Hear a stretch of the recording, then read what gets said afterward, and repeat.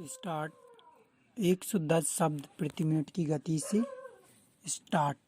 यह निष्कर्ष कि उच्चतम न्यायालय अचानक सक्रिय हुआ है, सच्चाई से दूर ले जाता है, क्योंकि न्यायालय कोई रातों रात सक्रिय होने वाली जगह नहीं है।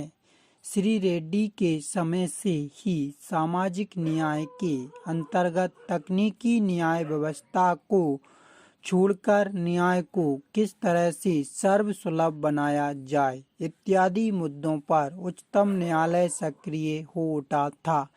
वे उस समय गुवाहाटी उच्च न्यायालय में न्यायाधीश के पद पर कार्य कर रहे थे।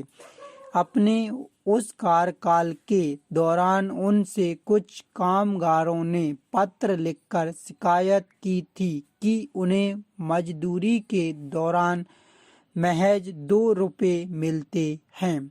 उन्हें इन पत्रों को रिट याचिका मानकर सरकार को यह आदेश दिया था कि मजदूरों को न्यूनतम 20 रुपये मजदूरी दी जाए। सरकार ने नवीनतम आदेश को स्वीकार कर लिया था। पैरा इसके बाद दूसरी पद्धति जो बाद में विकसित हुई थी, उसके बारे में श्री रेड्डी का कहना था कि हमें आंख खोलकर न्याय करना चाहिए। आज जो दुर्लभ, गरीब और साधनहीन असहाय व्यक्ति हैं, उन्हें न्याय प्रणाली के अंदर व्यापक और सामाजिक न्याय दिलाने का हमें प्रयास करना चाहिए। एक मजदूर अच्छा वकील कर पाने की स्थिति में नहीं होता है, उसके पास पर्याप्त आर्थिक साधन उपलब्ध नहीं हैं। ऐसे में उसे न्याय के अधिकार से वंचित नहीं किया जा सकता है।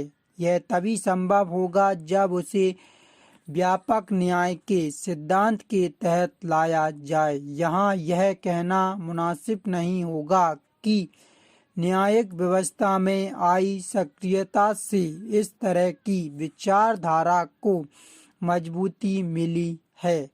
वहीं इस सक्रियता के कारण जो कार्य व्यवस्थापिका और कार्यपालिका को करना चाहिए, वह कार्य न्यायपालिका को करना पड़ रहा है।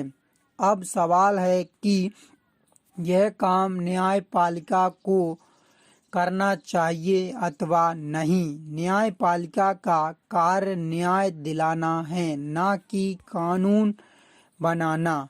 कानून बनाने का कार्य विधायिका का है, उसका पालन करवाने का तथा पहले से बने कानूनों को लागू करवाने का कार्य न्यायपालिका का है। कभी कभी अति सक्रियता की वजह से न्यायिक सीमाओं का उल्लंघन हो जाता है। बाबरी मस्जिद के मुद्दे पर संविधान के अनुच्छेद 356 के तहत 4 राज्यों की सरकारें बर्खास्त की जा चुकी थीं। जब यह मामला उच्चतम न्यायालय में पहुंचा तो उसने 4 राज्यों की सरकार को बर्खास्त करने का निर्णय उचित ठहराया, जबकि धर्मनिरपेक्षता के विषय में कुछ भी कहने से उसने इनकार कर दिया, जिससे न्यायिक संतुलन ढावाडोल होता नजर आया। ऐसा नहीं है कि यह सब जानबूझकर किया गया है, जबकि सच तो यह है कि ऐसा अनजाने में ही हुआ है।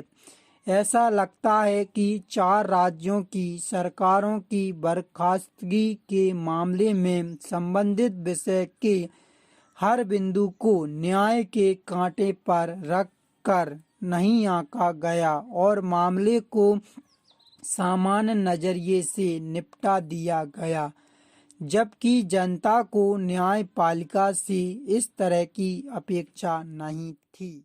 स्टार्ट